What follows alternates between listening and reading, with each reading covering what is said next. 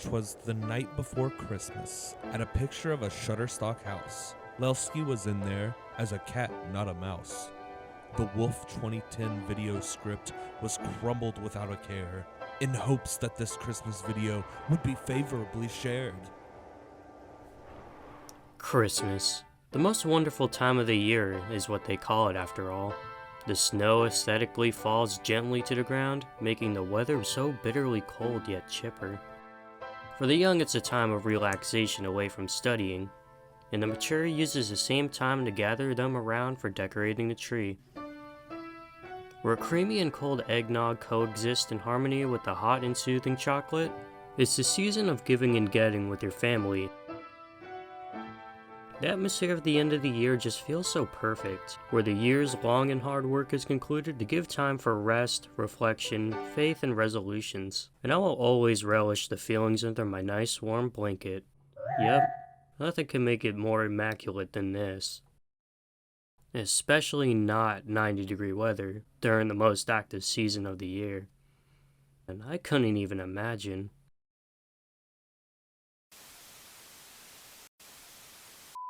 Save on everything at Christmas in July. HHgregg.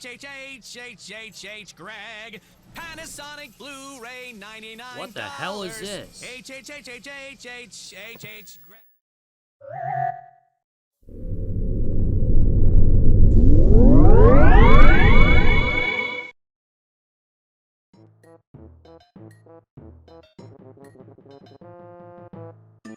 Who the fuck do you think you is? Allow me to explain, bitch-ass pussy.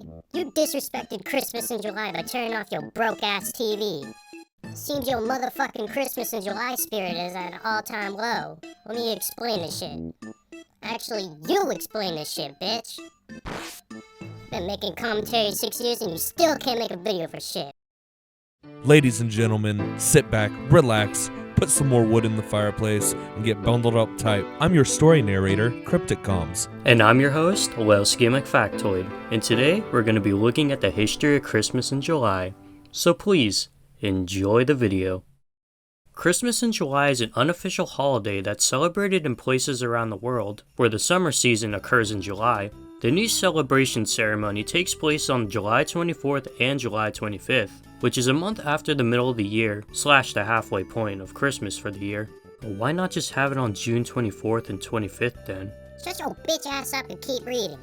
The first recorded mention of Christmas in July originates in the year 1892 from the French opera Werther. The opera is based off the 1774 German book The Sorrows of Young Werther, as is translated in English. The book follows the story of a young man referred to as Werther, who lives as a young adult trying to break into the real world and make a name for himself in a living wage, with his biggest dreams being to make it as an artist and find the women of his dreams. The story is written by J.W. Goethe, and it also includes stories based off true events from the author's life. The Werther opera takes factors such as the characters and main points in the plot to create a dramatic retelling of the young man Werther's story, which for spoiler purposes and your time's sake, I recommend you just to watch the performance on YouTube. It's a beautiful play, and there's been many different reenactments throughout the eras of filming. Beginning in the original French version, in Act 1, a character named Bailey teaches his children a Christmas carol in the middle of July. In the original Sorrows of Young Werther book, Christmas plays a factor in the story, as at the end of the book it takes place on Christmas Eve and day. However, there's no mention about an event happening in July, within the same year that the Christmas event takes place in. This means that the opera created a contrast in timeline with its own July scene, but the history of the celebration plays out a little differently. Get it? The first Christmas in July festival was in 1933 at an all-girls camp in Brevard, North Carolina. The National Recreation Association recorded the event in a written journal, describing the celebration as mysterious and wonderful, paraded with fake snow made out of cotton and a decorated tree, with a lot of Christmas caroling involved as well. The entrance into pop culture transpired with the 1940 movie Christmas in July, which would now mark the official name for the niche holiday. The movie's plot goes that your average worker, Jimmy McDonald, enters a radio contest to create a slogan for a coffee company, and to his surprise, He actually wins, with a grand prize of $25,000. However, this money prize would be a hoax, as his coworkers played a prank on him with a fake congratulations recording and a fake check. The name was decided because Jimmy, with $25,000, buys gifts for his loved ones as if it was Christmas. After this, from the 1940s on, there's been many different celebrations of Christmas in July, from small church gatherings to even the government of the United States getting involved, where in 1944, the US Post Office created a campaign to send soldiers deployed due to World War II Christmas cards early. I see. But then why are you considered a part of Christmas in July, Mr. Gregg? Cause I made some dope ass beats, bruh.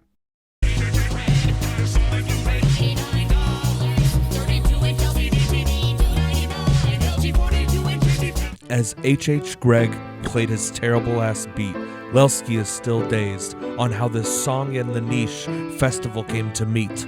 Checking the book, his eyes opened wide, with fingers flipped through the pages at a rapid pace. In the ancient times of the internet, where people used keyboards as spears, no online shopping or funny cat videos were widely available, and home appliance/hardware stores were a bustling business. In the sea of competition, HHgregg rose like David to fight the Goliaths of its market. HHgregg stood out from its competition as it sold about everything you would want or need if you were looking for home appliances, anything from toasters to baths. During the 2000s, HHgregg saw an expansionary period of prosperity, and in 2010 they opened 20 stores alone. Expanding as the previous year, they already had 100 locations spread out through the northeastern part of the United States. With prosperity came an expanding, and you can't expand a business without a marketable mascot. With the birth of this mascot came his name, HH. You see that? I was made by success. But it says right here you were created by Zimmerman Advertising and Hinge Digital. HH was first teased on the HHgregg blog forum on July 28, 2009. The blog announced that a Facebook page titled HH Sales Guide would be introduced the following day on July 29th. Although the page looks different today, the original page was a gimmick of HH, where he would make posts promoting new HHgregg commercials. The first post was made on July 27, 2009. Guess who? Hello! I'm on my way to HHgregg to give you the lowest prices on HHgregg's huge selection of TVs, appliances, electronics, and even mattresses. Yeah, I got my own page right here on Facebook. Become my fan and I'll make sure you'll tea. HH wouldn't be stuck as just a Blogspot mascot though, as he would be used across the whole company, which included commercials. HH would be fully animated and voiced by Wally Wingert, a very notable voice actor who has played the roles of characters such as Invader Zim, John Arbuckle in The Garfield Show, and a list of Sonic characters from the early 2000s games. It was a pleasure working with him. I had a great time on set with him, I really did. We were good friends. Haven't talked to him in a couple years though. He never responds back when I ask him if he wants to grab a coffee or something. In July of 2010, HHgregg released a commercial with HH wearing a Christmas hat singing Christmas carols. The commercial was a way to advertise a new sales gimmick that they were introducing, which the obvious point was that they were giving end-of-the-year sales you usually see right before Christmas. In July? Yeah, I did that. And it was a huge hit too. Maybe not exactly for my business, but it became a pretty decent-sized meme. But I don't understand. Why would you take this route? Wouldn't the whole spirit of Christmas in July just be a silly holiday?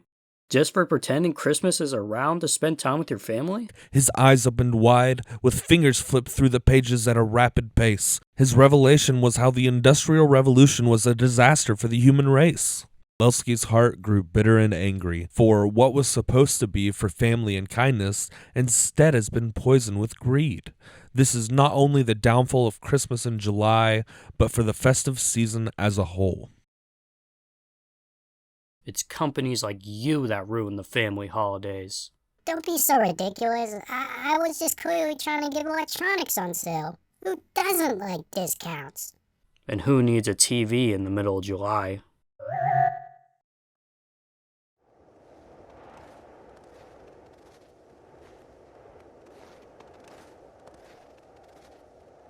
There's nothing wrong with the concept of Christmas in July, but when corporations started to see it like with actual Christmas time, this is when the water hole was poisoned with metaphoric toxic ooze that the brain controls every target manager to worship Mariah Carey for 2, maybe even 3 months straight. The fundamental problem with Christmas is how corporatized it became. You buy gifts for your family, and obviously it's the greatest selling time of the year for companies like Walmart and Amazon. There's nothing inherently wrong with buying gifts for the people you love once a year, of course. But do you think the billion-dollar companies care more about your little cousin receiving a PS5 on Christmas morning? Or the sweet green stuff from your wallet? But that's only if you were fortunate enough to even find one. Back in 2020, if you weren't able to buy it for the low price of $500, then good luck finding a reseller that'll sell it for under $1,000. Because throwing crazy amounts of cash during the colder months of the year is optimal, especially when your gas bill rises like a joke cryptocurrency. The National Retail Federation in a January 2020 press report revealed that for the 2019 holiday season, they recorded that there was $730 billion in retail sales. Their forecast report from October of 2019 shows that they expected an estimated 3.8 to 4.1% increase in sales from the previous year's 2018 season, which the 2019 year ended up being the highest possible guess, with a 4.1% increase, which includes in-store and retail online sales and doesn't include sales such as gas, restaurants, or motor vehicles. Now, I'm not good with math and statistics, but to really put in perspective to show how much money that is, if all the money was evenly spent by the estimated 328 million individuals that lived in the US at the time, everyone would have had to spend roughly $2,225. In December of the same year, the National Energy Assistance Directors Association reported that the cost of the average heating bill was $911, almost half of the $2,225 example, but I guess Black Friday helps with the cost for presents, right?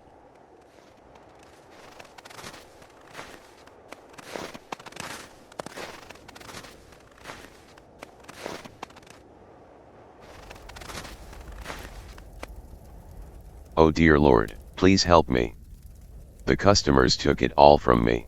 I have nothing left. Thanksgiving's violent history still lives on. Christopher Columbus in this day and age would definitely slaughter and colonize Best Buy employees over a flat-screen TV. As Thanksgiving is a part of the holiday season, despite how overshadowed nowadays it is to Christmas, it mainly blends in with Black Friday, where it's gotten so badly engraved in American culture that there's been 17 recorded deaths and 125 injuries since 2006. This whole phenomenon's so prevalent that there's a website dedicated to counting incidents. If your internet were to cut out while on it, you would swear it's the dinosaur game leaderboard. Why so much need for mania and violence during a holiday that's supposed to be for spending time with your family and giving thanks? A lot of people also end up skipping Thanksgiving, just to camp in a tent like it's the wilderness in front of a Target for 3 days straight. It's just crazy. If this is what the holiday season has evolved into, then I guess I don't want any part of it. You forgot your spirit. Look at you, completely lost. You have to remember lil bro.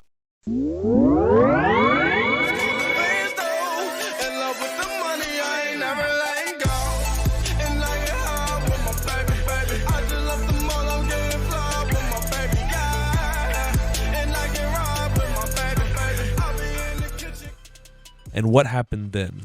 Well, on YouTube they say that Lelski's small brain grew 3 sizes that day. And then, the true meaning of Christmas in July came through, and Lelsky found the strength of 10 Lelskis plus 2. You know, I guess you're right. Despite how much struggling there is in the cold season, there's always going to be some good. Food pantries, Toys for Tots, and other donation drives are just examples on how we could all do some good for each other. When I was 8 years old, I was given a copy of Sonic Colors for my Wii from a food pantry on Christmas, and it's still a fond memory I have. It's so cliche to say that the spirit of Christmas is to give more than you get, especially when Johnny Test had a whole episode about it over a decade ago. But more than ever, people need to remember, as every generation grows up, we go from kids excited for Santa to come, to becoming worried about the gifts for everyone around us. And you know, obviously kids will want tons of presents. What kid hasn't written a wish list longer than their summer book report? However, as we grow older, it's important to remember the magical feelings and that gifts aren't everything. Personally, gifts are always awesome, but this year I feel like I gotta do a lot more giving. And that's what I believe the spirit of Christmas is. To give and you shall receive back. And not having it sound weird. I think I'm finally starting to warm up to Christmas in July. And I don't know if that's cause I genuinely think it's kinda neat, or because some weird ass thing jumped on my TV.